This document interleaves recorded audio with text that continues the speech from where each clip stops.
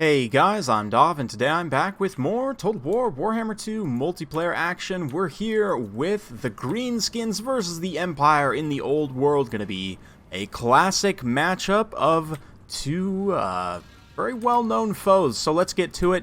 Quickly here, we've got Boris Todbringer for the Empire, a couple of wild war wagons with Empire Knights and Reichsguard in support, 2 Huntsmen, Flagellants, and Great swords for the front line. Very interesting. Looking to fight fire with fire, so to speak. Maybe not fire per se, but light rather. With Phos protection, Barona's Time Warp, of course, with that new sweet exorcism lore attribute that gives immunity to psychology map wide for a short amount of time. A Power Stone and some Spearmen to support. As for the Greenskin Horde here, led by Slade X, got Skarsnik and some Black Orcs, a couple of Savage Orcs, a Orc Shaman, Orc Error Boys.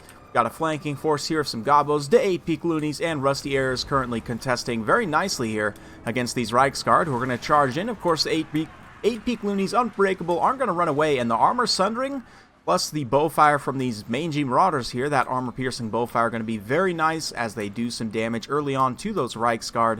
Boris dropping down in the back line. We've got some Spider Riders and Orc Board Boy Biggins also, along with, it looks like, a Night Goblin Shaman, Sneaky Stabbin', and the Magic Missile there. Just going to be Brain Burster on the Orc Shaman. And Boris comes down to try and peck at these air boys. They can actually punch him back a little bit. And it looks like Boris did forget to bring his Rune Fangs, so he does not have regeneration. Only the White Cloak of Ulrich for -9 melee attacks and 6% speed, which is very good, but a pitch frontline engagement getting underway. WAG being popped all across the line here as the Wild War Wagons try and punch through to do a bit of disruption, and an overcast Phos protection here on these Flagellants. That Barona's Time Warp not being dropped, though. I definitely think that the Barona's Time Warp should have been dropped, at least on this center engagement. Right here, you can see the Great Swords are able to decisively beat those Savage Orcs with the Overwatch Fire of the Huntsman there. These Flagellants also beating down Gobos, no problem. So a frontline engagement, normally very good for the Greenskins. Actually, going pretty well for the Empire. Skarsnik will kind of help that hold up a little bit. But meanwhile, Boris has been stuck in this back line. You know, he got caught back here by these Boar Biggins, and the Spider Riders have just been having a real bad time, and that's really rough. Because he doesn't have that regeneration, all of this health lost is going to potentially matter very much into the late game. We'll see. Rusty Airs continuing to pour in fire here, probably doing some friendly armor sundering, but that's fine. Those Reichsguard definitely getting cut down in droves there for their price of supporting Boris, who just immediately dives back in there. So not really sure about that choice, but these War Wagons here are definitely making a good choice.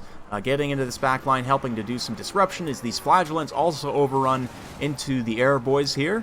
And definitely some great counterplay here to keep those missiles disrupted as much as you can. But here comes the Barona's Time Warp now. The Great Sword's going to start to rack up those kills. They actually have a pretty good kind of surround engagement right here against these Black Orcs. So yeah, these guys are absolutely finished. The Floppy Hat Boy is going to come in here and just slice and dice with great finesse these Savage Orcs, and that unit gets routed off no problem. The Flagellants, of course, fighting to the death here, juiced up to 64 melee attack, just all full of faith and light here. Great stuff. You can see in the back line that Light Wizard looks like he's about to eat a magic missile to the face. War Wagons have been able to clean up these Savage Orcs and using them to just kind of continuously pressure a lot of these routing units. A nice Brain Burster there on those Huntsmen. It's going to do some decent damage. And the Empire line starting to get a little thin, but these Great Swords definitely still juiced up. Bit of a mistake here by Slade. He's actually going to get the Rusty Airs in combat. Looks like the Barona's Time Warp does just wear off. Not before a few of these Gobos meet their fate. Oh, right in the back as he's trying to run away. I guess that's just how it goes. But yeah, Flagellants pushing through. Empire able to get Boris back up in the air and kind of establish good control over this part of the battlefield. Night Goblin Shaman looks like he's going to be chased off by the Light Wizard, which is potentially a good use of him while he's trying to regenerate his magic. Skarsnik's been in melee long enough to regenerate a second wall here, so he's going to pop that. And these Great Swords are going to start to feel the pressure, even from these little Gobos. Little Gobos with 40 melee attack. Pretty decent stuff. I mean, they can definitely make consistent attacks, even against Great Swords. Only 30 melee defense on them, so they will get some little picks and pokes there. Across the line, Mangy Marauders just about used up all their ammunition. Still plenty of ammo left on the Rusty Airs, though. They can continue to pour in, sunder the armor of these Great Swords nicely, put them down to 65. Boris, though, might have some other ideas. Skarsnik going to continue to just grind against infantry here, and although he is more meant as anti-large, still has good attack stats versus most, kind of low to mid-tier units. 48 melee attack, poison, plus good AP values, so he can kind of get in here, and Gobbo and the Gobla will be munching on greatswords. And we do have a few tattered Empire Knights, or looks like Reichsguard, 4 units of them coming back. Boris comes down and is able to snipe out the Orc caster here.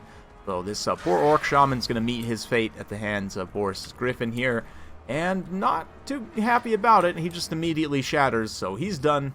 And that's good news for the Empire. Going to keep the balance of power nice and close into this late game, as both forces continue to try and scrap for the win here. War Wagon and the Flagellants continuing to try and disrupt, but these War Wagons are kind of just sitting on top. It looks like the Mangy Marauders maybe actually caught them up.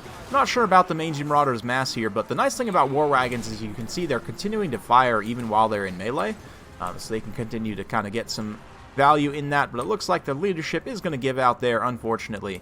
And yeah, things are looking pretty even so far. If Boris had his regeneration, I think Empire would absolutely have this in the bag, because he could just fly around, kind of cycle charge a lot of these scattered units to terrify them away and regenerate while doing so. But since he doesn't have that regeneration, all of this fire is going to be punishing, and these Rusty Arrows are able to get back online once again and pour in some nice volume of fire. And the thing about Goblin Archers especially is because of their higher model count, 90 model count baseline, so even now with 74, they still have more than your standard unit of skirmishers. Like, for example, these Huntsmen start with only 68, right? So just that high volume of fire, even though there's not a lot of missile damage, the fact that you get the armor sundering on top of that, you are going to get quite a bit of value from those nice cheap archers. I guess Rusty Air is not super cheap. I guess you'd probably consider them more mid-tier, but still, nice Fanatics cast there. Looks like getting some of those tattered greatswords. Ooh, will they actually make contact with those spears? Oh, just barely, looks like. Might have actually staggered a few of them, but interesting. This brutal battlefield here. Broken down War Wagons, Gobbos and Orcs all over the field. And look at Gobbler just munching away here, continuing to gobble up all the greatswords. And Skarsnik, believe it or not, is a pretty decent tank archetype lord. Although he doesn't have regeneration, that melee defense and the fact that he can hide does mean that he's, out of all of the Greenskins lord, he's one of the most defensive. I think he also has one of the highest HP pools as well, even though it's just him and Gobbler, which is kind of funny. But yeah, looking pretty good for the Greenskins at this point. Boris is very, very low on HP, only about 400, so it should only take a handful of volleys from these Rusty Airs to actually get them to rout. But, I mean, there's still some Empire Spearmen here. There's still this War Wagon that can come in, provide some different leadership penalties, so it's not completely over for the Empire yet.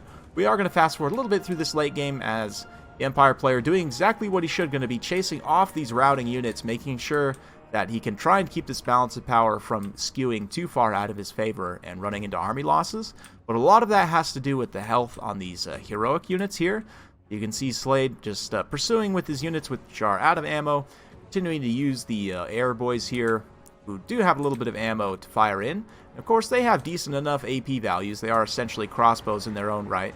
But when Boris lands, he is going to get a quick terror out here. That being said, I mean, Skarsnik, he is going to have to eventually come down and try and kill Skarsnik. And with that anti-large AP, poison, and charged defense that Skarsnik has, I just don't see that Boris really has much of a prayer, and it seems the balance of power is starting to agree. But we'll continue to fast forward here as Slade cleans up. But yeah, very nice, sorry about that, very nice build there. Hopefully you guys enjoyed watching. And a nice, long, classic game. Very well played to both players. That Empire player, you know, other than the Brodus Time Warp, maybe a little bit of an argument there to be made that should have been used earlier on that kind of clutch engagement. But I would say the biggest mistake is honestly just forgetting the regeneration on Skarsnik, or on Boris rather. Very, very important. I would even say it's important enough that you could even drop the shields on these spearmen, drop this Reichsguard just to a regular Empire Knight, or even cut one of these wagons for just a pistolier or something, whatever you need to. But it's very important that you have that regeneration on Boris. It's kind of what makes Boris is that regeneration. And don't get me wrong, his AoE debuff items are great, especially against the Greenskins, because they specifically reduce melee attack, which is obviously one of the Greenskins' strengths. So especially while they have that wall going, you can kind of mitigate some of that incoming damage. But obviously the regeneration is a very key part of that as well. But very well played to both players. Great stuff, and hopefully you guys enjoyed. I know I sure did. So thanks again to Slade for sending that one in. And yeah, if you guys like this sort of content, be sure to like, subscribe, hit that bell notification button, so every time I upload a new video, you'll be notified. Thanks again for watching, and we'll see you next time.